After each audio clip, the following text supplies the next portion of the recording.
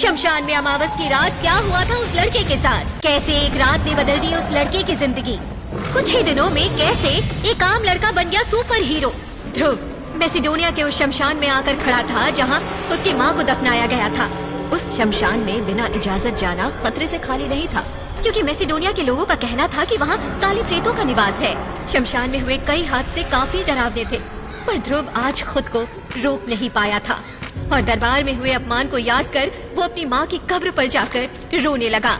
आज भरे दरबार में शौर्य दल के होने वाली लीडर ध्रुव का भरी सभा में उसकी होने वाली बीवी लारा ने अपमान किया, क्योंकि आज भी ध्रुव 9वें सितारे की शक्ति पाने में असफल था और उसी के चलते लारा ने कमजोर ध्रुव से रिश्ता तोड़ने की बात की। लारा, तुम मेरी बात सुनो। अगर तुम ऐसा करोगी तो सारे मैसेडोनिया में हमारी इज्जत उछाली जाएगी। राजा अरेंद्र, आपके इस कमजोर बेटे ध्रुव में कमजोरी का कारण भी आप ही हैं। और ये मत भूलिए कि ध्रुव की माँ के साथ जो कुछ भी हुआ उसके जिम्मेदार भी आप हैं। जैसे ही लारा ने ध्रुव की माँ का नाम भरी सभा में उछाला, गुस्से में आए ध्रुव ने अपने हाथों में अग्नि की ज्वाला को प्रकट करके लारा के ऊपर हमला किया। पर लारा ध्रुव से इतनी ताकतवर थी कि उसने ध्रुव के हमले को सहजता से निपटा दिया। वो देख सारा दरबार फिर से ध्रुव पर हंसने लगा। तो ये लड़का कमजोर ही रहेगा। लगता है इसके साथ भी वही होगा जो इसकी माँ के साथ हुआ था। मैं तुम्हारे साथ सिर्फ एक रात की शादी करूंगा और शादी के दूसरे ही दिन। जबान संभाल कर ध्रुव, जानते नहीं तुम किससे बात कर रहे हो? पता है मुझे, मैं मैसेडोनिया की उस लारा से बात कर रहा हूँ जो अपने शक्तियों के घमंड में पूरी तरह डूब चुकी है, जिसे अपने एकलव्य बनने पर घमंड है। हाँ है मुझे घमंड ध्रुव। आखिर मैंने कम उम्र में तुमसे ज्यादा जो पा लिया है, और तुम आज भी वही बुज़दिल के बुज़दिल। तुम्हारा यही घमंड मैं सारे मैसेडोनिया के सामने तोड़ूंगा लारा। 3 साल बाद मैं तुम्हें इसी शक्ति स्थान पर सबके सामने हराकर बनूंगा एकलव्य।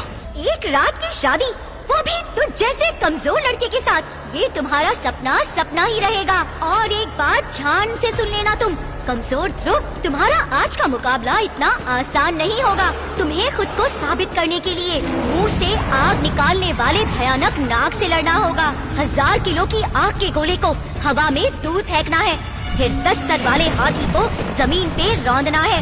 और तुम्हारी कमजोरी को सारा मैसेडोनिया जानता है। तो जाओ, जाकर पहले ये मुकाबला जीत लेना और फिर एक रात की शादी का सपना देखना। और कहीं हार गए तो मैं तुम्हारे साथ वो करूँगी जो देखकर तुम्हारी रूह कांप जाएगी। दरबार में हो रहे अपमान से खफा होकर ध्रुव वहाँ से चला गया, पर जाते जाते उसने लारा को 3 साल बाद मुकाबला करने की धमकी दे डाली। लेकिन सबको पता था जो ध्रुव इतने सालों में कुछ नहीं कर पाया, वो 3 साल में क्या करेगा। माँ, कहाँ हो माँ? मुझे तुम्हारी जरूरत है माँ। माँ, मुझे इतना कमजोर बनाना था तो मुझे जन्म ही क्यों दिया? क्यों पैदा होते ही मुझे मार नहीं दिया? क्यों माँ, क्यों? ध्रुव के लिए एकलव्य बनना बहुत ही जरूरी था, क्योंकि इस बात से उसके पिता और शौर्य दल का सम्मान जुड़ा था। और अब तो उसके साथ के बच्चे भी काफी शक्तिशाली बन चुके थे। माँ, जवाब दो माँ। ध्रुव जैसे जैसे माँ को पुकारता गया, वैसे वैसे उसकी उंगलियों में पहनी अंगूठी ने अपना रंग बदलना शुरू कर दिया। वो अंगूठी ध्रुव की माँ की आखिरी निशानी थी। इतना ही नहीं, अब शमशान का माहौल बदलने लगा था। बिजलियों ने अपना रौद्र रूप धारण कर लिया था। ध्रुव की माँ की कब्र से धुआं निकलने लगा था। कई कब्रों से हंसने की आवाजें भी आने लगी थी। शमशान का माहौल देख ध्रुव की सांसें तेज होने लगी और तभी उसका ध्यान अपनी अंगूठी पर गया।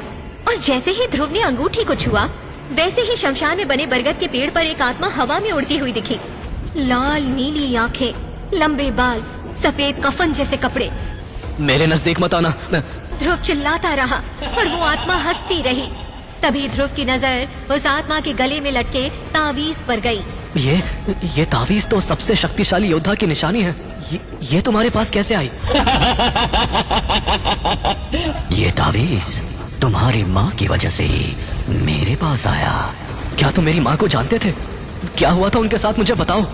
मेरा नाम विदुर है और मैं कई वर्षों से तुम्हारी इस अंगूठी में रह रहा था, और तुम्हारी माँ की मृत्यु का कारण मैं जानता हूँ। और ये भी जानता हूँ कि तुम्हें एकलव्य बनकर तुम्हारी होने वाली बीवी लारा के साथ मुकाबला करना है। अगर तुम चाहो तो मैं तुम्हें दुनिया का सबसे शक्तिशाली योद्धा बना सकता हूँ, पर उसके लिए तुम्हें मेरी 3 शर्तों का पालन करना होगा। ध्रुव ने फिर से बिना देरी किए विदुर को वादा कर दिया। विदुर ने मन ही मन में हंसते हुए ध्रुव के पास जाते हुए कहा, मेरी पहली शर्त है कि तुम किसी भी लड़की के साथ कोई भी संबंध नहीं बनाओगे। मंजूर है। दूसरी शर्त, तुम मुझे करिश्माई शरबत और अमृत धारा की नीलामी में अपने साथ लेकर जाओगे। मंजूर है। ध्रुव ने विदुर की दोनों शर्तों को एक झटके में मान लिया और अब वो तीसरी शर्त सुनने के लिए बेताब था। बताओ मुझे, तुम्हारी तीसरी शर्त क्या है? तीसरी शर्त बताने से पहले विदुर ने ध्रुव को उसकी माँ का लिखा आखिरी खत पकड़ाया। जैसे ही ध्रुव ने अपनी माँ का लिखा वो खत पढ़ा, ध्रुव के पैरों तले जमीन खिसक गई। उसके पैर डगमगाने लगे और तभी विदुर ने ध्रुव से अपनी तीसरी शर्त कही। तीसरी शर्त ये है कि तुम्हारी माँ की मृत्यु। जैसे ही ध्रुव ने तीसरी शर्त सुनी, ध्रुव चिल्लाते हुए वहीं बेहोश हो गया। और जब उसकी आंखें खुली तब आखिर क्या थी विदुर की तीसरी शर्त? कैसे हुई थी ध्रुव की माँ की मौत? क्या है विदुर का सच? क्या सच में विदुर बना पाएगा ध्रुव को मैसिडोनिया का एकलव्य? भरे समाज में अपने पिता की इज्जत मिट्टी में मिलने से बचा पाएगा ध्रुव? अपनी सबसे खूबसूरत और शक्तिशाली बीवी को किसी और की बीवी होने से रोक पाएगा ध्रुव? जिस मैसिडोनिया ने ध्रुव को कमजोर कहकर ठुकराया, उनके सामने शक्ति स्थान पर अपनी